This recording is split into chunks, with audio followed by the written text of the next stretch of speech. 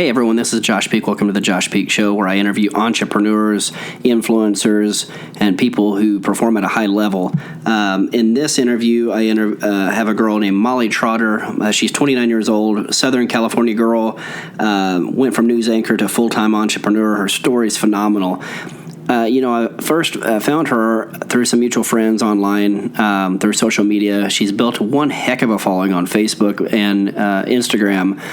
And I noticed how relentless she was with her messaging. Very, very focused, and just seemed to be consistent every single day, and built a really good following on Instagram and Facebook. And so there's some work her and I are going to do together, and so I wanted to bring her onto the podcast, introduce her to you guys, and I think you're really going to like this interview. So anyways, you guys enjoy the podcast and have a great day. Thank you.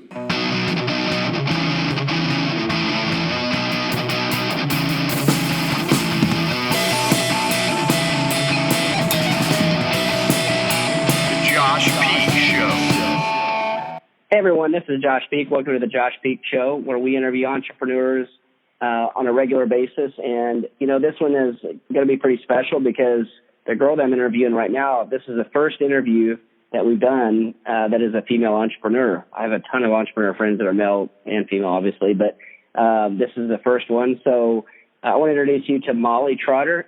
Molly, I appreciate you coming on today. Yeah, no, I'm super excited, Josh, and I'm honored to be the first female. That's awesome. It is. It's crazy because, I have a ton of entrepreneur friends that are either, male and female, but a lot of guys that I've been interviewing here lately have been, that have been in the wrestling world or MMA world, but also entrepreneurs. And so I'm interviewing you, obviously, and I think it's going to be a great interview. Molly and I, we met online. She does a lot of branding and marketing, and so do I. And so, I reached out to her and we started building a relationship and have a ton in common. Molly is from Oregon originally, but is in California now. So let's just get it started. So where did it all start for you? I think you said you were born in California, but then you were raised in Oregon, right? Correct. Yeah, my dad grew up down here. This is where my parents met, but my mom grew up in Oregon, and so they decided that'd be a good place to raise myself and my two brothers. Awesome. And so one of the things, now where did you go to college at? You went to college. Did you go in Oregon or did you go in California? My first year I went to a school in Montana on a volleyball scholarship, and then I realized I didn't really like it out there. So then I came back to Oregon and spent the rest of my 3 years in college at Pacific University in a little place called Forest Grove, Oregon, which is west of Portland. Okay, cool. I think I've been through there, actually. We had a wrestling tournament that was in Centralia, Washington. Oh, nice. And then we went down through Portland and went down just a little west and south of that. And beautiful area. I love the Northwest. Mm-hmm. Yeah.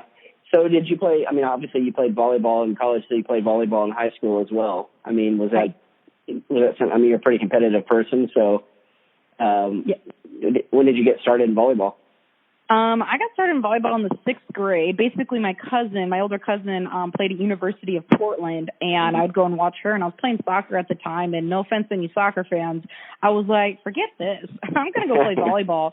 So I played volleyball, and, I've played everything from soccer to volleyball, basketball, ran track, dabbled in softball. I definitely have that competitor spirit, which is carried through. And honestly, to this day, I still, try to go play pickup volleyball when I can, when it fits in my schedule. So it's just one of those sports that is going to be with me as long as my body can hang in there. Oh, yeah. Sure. So when we first started talking, I did some research. Now, were you in broadcast journalism, or, you were working at one point, you were working with ESPN, is that right? Yes. So I got into the television industry to be a news anchor and reporter. And then about a year or two in, I got an opportunity to be a sideline reporter for ESPN for handball tournaments. So something small, but definitely a dream. I always wanted to be a sideline sports reporter. So that was super, super fun. So I covered some tournaments, talked to professional athletes, and it was just a really, really fun experience. So what led you from being a reporter to wanting to start your own business, to be an entrepreneur? What was the how did that come about? You know, it's a crazy story because like I never thought about like becoming an entrepreneur ever, but like when I was in the news industry, I got into that to really help the underdog, to give them a voice, to help people. And when I got into that industry, I mean, honestly, what most people don't know is the pay is horrible, the time off is worse, and the hours, at least for me, were awful. I was always working a morning show shift because I had just natural energy and people always gravitated towards me in the morning. So when I exited that industry, you know, luckily about a year before I got out, I got introduced to network marketing, which really, honestly, I could say saved my life because it introduced me to so much personal development, amazing people, and just really opening up my mindset from a scarcity-based mindset, to be honest, where I literally had to open up 3 credit cards in order to survive in my last news industry, my news station, because I didn't have money to even go home for Christmas or buy people like, you know, a present for their birthday or to just pay for groceries. Like money was just so tight and these people owned me. So there was just no flexibility. But luckily I got introduced to network marketing a year before I got out, and that really opened things up for me. So when I decided to exit the news industry, I went into network marketing full time. And on the side of that, I had my own nutrition and fitness business because I've always helped people on the side with, you know, workout plans, eating right. And it just kind of worked out from there. And then it just grew. And the same like foundation still was alive, meaning I still was trying to help the underdog, help the person that really needed it, that wanted to change, that really wanted to just, you know, make a difference. Yeah. So I mean, you and I have talked about this. I mean, that's how I got started too. I was 17 years old, got introduced to the industry, fell in love with the industry. There's people have, you know, I guess everybody's got opinions of everything, right? And so, but I think that network marketing is a phenomenal industry to get started in, especially for a young person. I mean, anybody for that matter, but for a young person, it doesn't take a lot of capital. But some of the best sales techniques I ever learned, I mean, I'm a marketing, you know, I got my marketing degree out of college, but I would say that I got my bachelor's in marketing from college, but probably my master's learning from people that were college dropouts but multimillionaires. I mean, to be honest, I mean, I learned some of my best sales tactics from people that have, you know, that have never stepped foot into a college ever. So when you got into network marketing, like, I guess one of the main questions I have now is, what do you see different? I mean, obviously when I got started, the internet was coming on. I mean, it was that I was on the very verge of, I mean, at the very beginning of that. So for me, it was a perfect time. I mean, leads were easy to come by.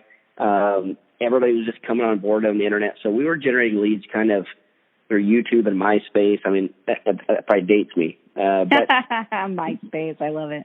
Seriously, we were using YouTube on MySpace. We're embedding a video, and every time that somebody comes to our MySpace page, well, that video would play, which would be us self-branding, right? We'd be talking about, you know, us and then what we're doing. But then every time that would happen, it would automatically play the video, so which would rank it higher in YouTube. So we're using it as an algorithm. Nice. Yeah, right. That's awesome. And at the same time, these keywords that we were using, there was nothing. I mean, it was a Wild West in YouTube, so there was not a whole lot of rules, and so it was ranking not only in YouTube but also Google. So we were killing it. And then obviously things changed, but so today I guess I'm seeing young people, millennials, that are coming into network marketing, and everybody has their own.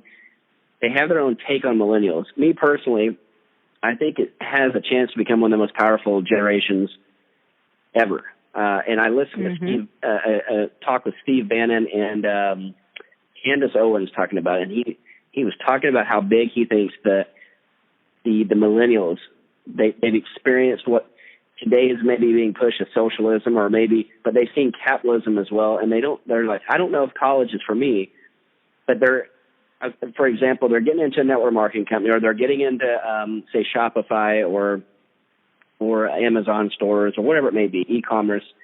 And you see these people and this generation, and they're, you know, they're living in Airbnb or they're Ubering. They don't even have a car, half of them. But you see these people making an absolute boatload of money. And so what do you think is the difference in the mentality of the millennial generation versus, say, the people that have just maybe, I would say, not maybe the baby boomers, but even the generation right below that? Mm-hmm. It just seems to me like the millennials think differently towards business. Totally. I mean, I think you touched on it a little bit. Number one, millennials are wanting experiences. So they're not buying homes. They're not, maybe necessarily buying cars. They're more like leasing and renting and have that flexibility of change based on where they're at in that moment in time. And I totally feel that. I mean, I live in Southern California where it's like I'd love to buy a home because I'm a little bit more traditional. But I mean, like, let's just be honest, like having a home that's in a good spot and Airbnb-ing it out and have that flexibility to travel and not be tied down, and then being able to rent it out and still make an income when you're gone. Like that's key. I think along those lines as well is millennials are finding ways to really diversify their money. So having multiple streams of income, that is something that I'm super passionate about. And my goal is to have 7 streams of income. And, I have my main focus on like one or two things. But then for me, I love using my network to grow my net worth because I like being that person that people come to me being like, oh, Molly has the connection on this. Oh, I think Molly might know somebody over here. Or if they just ask me, be like, oh, yeah, I know this person. I'll totally hook you up. And I'm not necessarily always looking for a referral. I mean, it's nice, a referral fee is great. But at the end of the day, I love helping people and connecting people to what they want. And if you can find somebody that you like and trust, that's key. That is the foundation of just being able to really honestly get whatever you want. But, also being a good person helps too. It's like, oh, I can trust her. I see what she's about. And that really plays in for me is being so open and vulnerable and just authentic, transparent, whatever you want to call it, on social media. I mean, that's how we connected. And that's why I connected. Like 90% of my network is just, they feel like they already know me based on how I choose to post on social media, being raw, real, and authentic. I don't need to fake the funk. I don't need to fake being anybody else. This is who I am. So by the time we get in a conversation, whether it's just a friendly conversation, a business conversation, whatever, you're already comfortable, which is the whole goal. Because on the internet today, with not everybody, but a lot of people trying to scam and scheme, and you really just don't know, it can be kind of scary. So millennials really do have that edge where we came up with all this technology.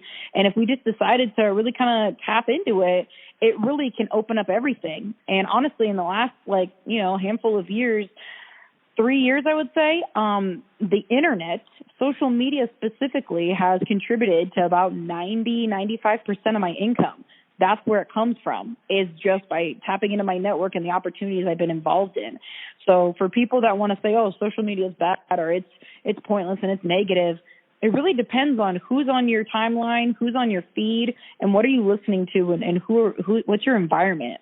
Because mine, obviously, it's completely different. It's shaped me into the person I am now, but not everybody has that view. So millennials really have that edge, and obviously, as you said, they're really using it to their advantage.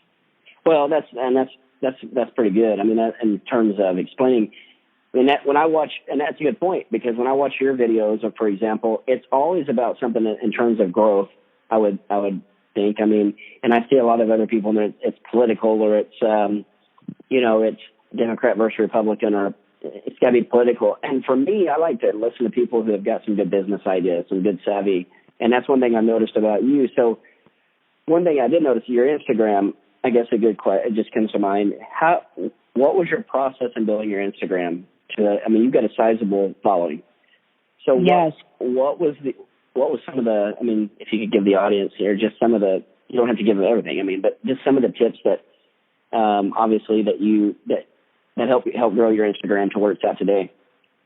Sure. There's a couple different things. Number one, I post the same content that I do on Instagram that I do on Facebook. Instagram stories are key. It's like a behind-the-scenes look and, of what your life is like. And, it's a little bit more relaxed, where Facebook is a little bit more like professional, at least mine is. So Instagram, you can kind of put whatever out there. But I'm still very on brand, where I have that classy, respectable, credible brand. And I always stick to that.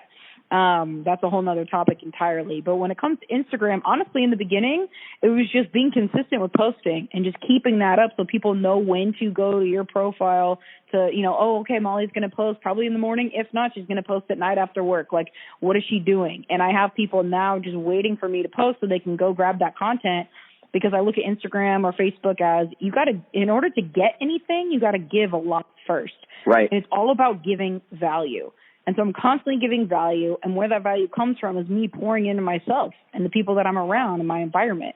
And that's a personal choice. And it's been, I've had great times, I've had painful times, sad, mad, whatever, and that always pours in, and I'm always very authentic and transparent of where I'm at, because there's always a lesson somewhere, and everybody has a story. I personally believe our stories are meant to be shared, not kept, So, that's something where I've just used, my social media as an outlet, and that's really what's helped grow my audience. So do you do more Instagram lives, or are you doing more Instagram, stories when you're doing that? I mean, I see your traditional Instagram posts, but then you're also doing Instagram stories as well. But do you do Instagram lives as well? Because I know you're doing Facebook lives. Mm-hmm. So I don't do as many Instagram lives. I probably should, but I just really enjoy my Facebook audience, to be honest, and the interactions that I get on my Facebook lives, and the quality, of content that people give back to me when I put it on there. So on Instagram story, though, I'm very heavy on it, and I honestly post probably anywhere from 5 to 10 times a day, closer to 10, because they're quick little 15-second, whatever. One might just be a picture, some might be a video, just whatever is kind of happening that day that just speaks to me. But the biggest difference on my stories, Facebook or Instagram, that's where I'll kind of plug in business stuff. Hey, this is what I'm doing. If you're looking to make some extra, side cash, or you're looking to learn some, high income skills, whatever I have going on, I'll plug that in on my stories. But my main posts are always very value-driven and not just spamming people with my opportunity, whatever I'm doing, because people are always being sold to. I want people to have that curiosity and draw in and then ask questions, because at that point they're comfortable, and it kind of takes the hard work out for me, if that makes sense. So on your Instagram stories, I guess your stories, because you got over, 20-some thousand probably? Mm-hmm. I just last checked. So basically, that's just where it's all coming from. It's just coming from people that are seeing your Instagram stories that are now. Are they sharing them, or are you hashtagging them, or how are you growing it? So what's cool is you can put hashtags on them, but I have a big enough following where if people find something of value, they'll share it, and then they'll tag me in the post. On my main post, though, I still use hashtags. I'll put my hashtags in the comments so people can search that hashtag and I'll pop up. So it just really depends. But the stories, I get more views on my stories than I do my main posts, because people they'll click through that story. And I even recently just started sharing my post onto my story. So I have more people seeing my post and going to it, because they're going to watch my story before they go to my page. Same for Facebook. It's just a little trick to draw more people in. Hey, I kind of like that picture of that post. What is she talking about? Click, more likes, more views, more engagement, by just putting it in multiple places. So I am a super fan of repurposing. Smart. No, I am too. For example, we'll do this podcast, and then once I edit it, put it, through Libsyn, then it'll go to Spotify, it'll go to iTunes, it'll go to Google Music, it'll go to all these other places, but then it'll repurpose and send it to YouTube as well. Mm-hmm. And then from there, obviously we'll take Instagram and Facebook and drive to the podcast itself. So we're constantly evergreen marketing or repurposing, if you will, what we're doing. That's good. I love that. So on Facebook, I see you doing story or Facebook Lives. So the last one you did, the last big one that I saw, was you were making a shift. You were you're building a company, and then you made a shift into where you're at today, which that's probably where you and I are going to do a lot more business, is in the media department, branding, if you will. Mm-hmm. Tell me the story behind that, because I could tell it was a big thing for you. It was it was a little emotional, right? But I like that. I think when people saw that, when I was watching, I'll just say what I thought. When I was watching it, I thought, well, I think it's good that she's doing this, because it number one, it's going to drive people over asking questions of what she's doing now. Number two, she's being really authentic about it. And number three, you know what? People need to know there's a pivot. There's times to pivot, and not that you have to apologize for anything, because that's not what it's about. I don't think. I think business people have to do what they have to do to win. So what were your thoughts behind that? When you're going to do the Facebook Live, did you dread it, or are you looking forward to saying, okay, I feel good. This is what I'm making this jump. This is what I'm going to go do. You know, honestly, I had not ever been more nervous for a Facebook Live than that one. And that's because I had so many people following me in that company, the prior company that I left. Mm-hmm. And everybody had such high hopes of me doing this, doing that, whatever. And so did I. But this pivot and the shift that I made, it was something where it was literally like Christmas morning, the most perfect present wrapped for you in a bow. And if you don't take that, you never deserve a present again. Like, that's how I felt. So I had to take it. I had to capitalize on it. And the biggest thing is I could use more of my talents and gifts in this opportunity I'm in now with the branding and marketing, and help more people than what I did in my last company. So I had to make that shift. And the thing I was really nervous about is that I know that usually when people leave companies, automatically they're like, oh my gosh, there's something negative. There's something, bad. Like, what happened? And I was constantly like, there is nothing wrong with this company. Like, nothing. Like, no bashing, no nothing. Like, everything's good. I just had to make this shift. Like, and I'm doing this not just for myself, but for the people that are assigned to me, the people that I'm supposed to be helping that can't find me because I'm not in the place I'm supposed to be yet. So it was one of those things where it was nerve-wracking, and I knew I had to make that announcement. And people are still asking, like, oh, are you with that, former company anymore? And I'm like, no, I'm actually not. I'm building this over here, and this is why, and blah, blah, blah. Mm-hmm. And people are like, wow, respect. And then they're like, oh, I mean, honestly, like, my business partner in this made such a good statement. And he's like, we're like in a modern-day gold rush, where everybody's running for the gold, but we sell the shovels. And those shovels is essentially online branding. Everybody's trying to brand themselves online, like build that business online. And without us selling them the shovels, they can't build. So they need us. And it's so true, because I've been branding ever since I was in the news industry. So I knew the importance of it, and I was always pouring into it. Never really understood why I was so passionate about it, but I just knew it was important.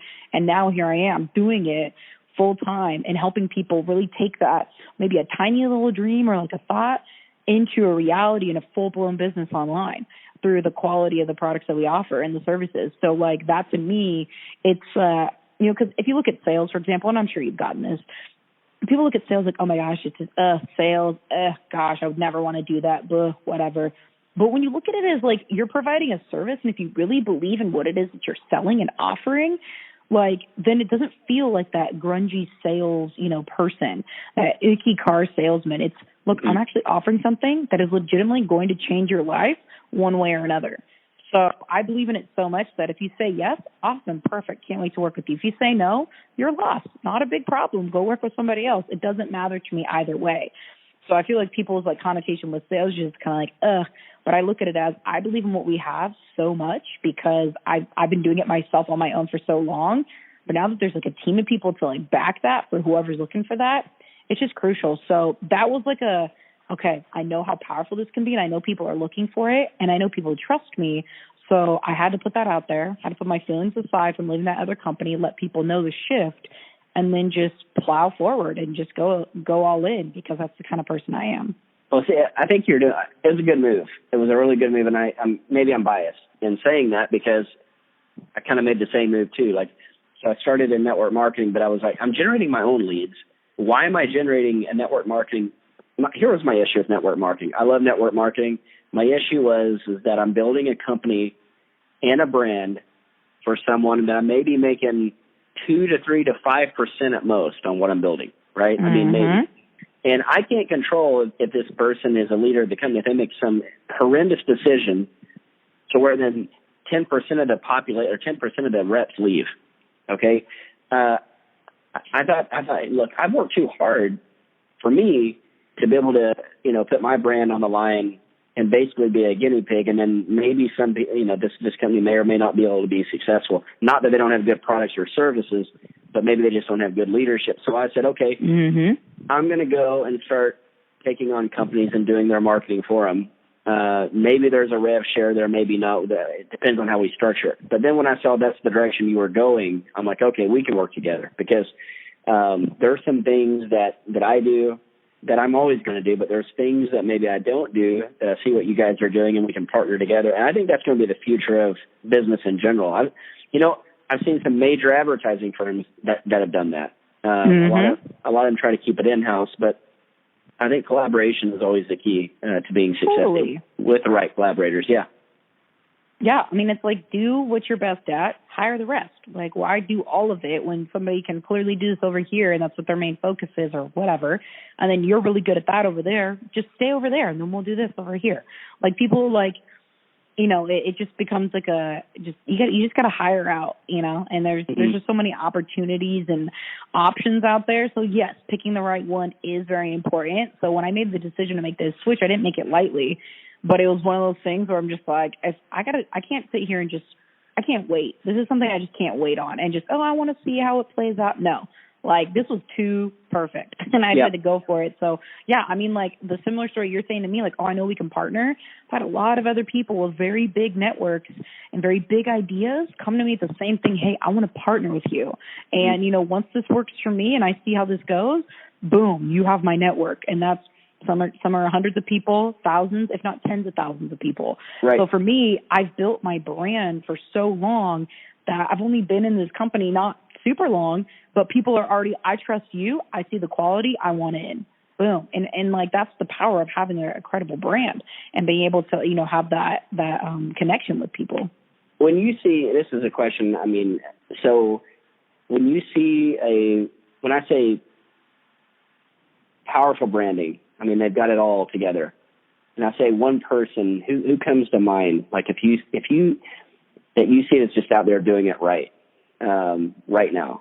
I mean, any type of influencer, business person, entrepreneur, what person do you see that is just, you're like, they're really doing it right? Gosh, I mean, there's two different people that come to mind. One is just like a singular lady. Another one's a couple. And I'll kind of mention both because they bring different things to the table. They were from my first network marketing company. That company they had so many quality people, and the way they brand themselves just so excellent. I don't know what it is about everybody in that company. They do such a great job. But Emily Vabra is somebody that I have been following since day one of my just entrepreneurship journey. And she actually was able to mentor me without even meeting me in person. I've never even met her in person still to this day, only just talked online a little bit here and there. But how she chooses to personally develop herself, put that out in posts, the quality of the posts, the images, like she is just on it, and she is a true queen. Like she just gets after it. So she's somebody that I've been following since day one, and it has helped me so much without ever meeting me in person, like literally mentoring me online, and it's only been online. Right. Like, that's crazy. And then outside of that, just a couple that is extremely, extremely powerful and just have such quality and elegance to them are Tyler and Kelly Dickerhoof. They are phenomenal, just leaders in the industry and they're just very quality. They're not people that are about the likes and the shares and the comments. It's just quality. And they do a really good job branding themselves and just putting out so much value. And so those are a couple people that I really love following what they do because they've been so consistent all the years that I've been following them. Nothing's ever really shifted and been extreme, and that is, and people want consistency, they want whatever they follow, whatever they do, they love that consistency. If there's any kind of bump in the road, they're like, wait, what happened? I'm freaking out. But with them, it's always just been so consistent. And so that has been a huge help for me to, get my standing. I've kind of taken, some of the stuff that they've done, put it in my own words, own style. And now people come to me for the same thing. They're coming to me for that online mentorship and never meeting me. And they know they can get the value and the inspiration and motivation from my posts. The only reason I know that is because every once in a while I'll get, a message from people. I'll get messages from people and they'll tell me that. And I'm like, oh my gosh, thank you so much. Like, thank you for telling me. You didn't have to, but I appreciate to know that I'm able to have that kind of impact on complete strangers. No, that's good. That's really good. Well, no, I think you do a heck of a job. I mean, you do a great job on your branding and marketing. It's like you say, it's classy. You see a lot of stuff out there that, I mean, I don't know. It's, and I guess that's what people look at social media too. They're like, I guess what they're always saying is, well, it's an Instagram snapshot of their life. It's Instagram lifestyle, this, that, and the other. Instead of people being real, you're really real. That's why I asked you, like, who are a couple people that you look at that are like, okay, they're real and they're really doing it right. I mean, we see the Grant Cardones and the Gary Vaynerchuks and these type of people. But I mean, like, we're talking other brands as well that have done it right. So that's pretty cool. I can tell you one I really like. It's just because I use their services as Sprout Social. Sprout Social does a really good job with their branding and marketing, and they're a social media company, but they do one heck of a job with it. Real clean, just good value, that type of stuff. So that's one I can think of. I think Eric Worre does a pretty good job. Mm-hmm. I think Absolutely. Eric does a good job too. So anyway, so tell me this. This will be the last question, and then maybe we'll bring you back on again. We'll do this again. Why 7 income streams? Like where did that?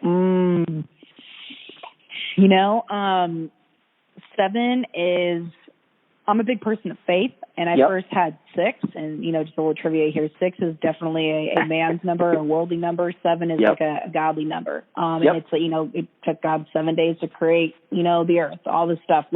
So 7 is just such a holy number, and it's something where, having the option of not relying on 1, 2, 3 income streams and just having things flow and run through.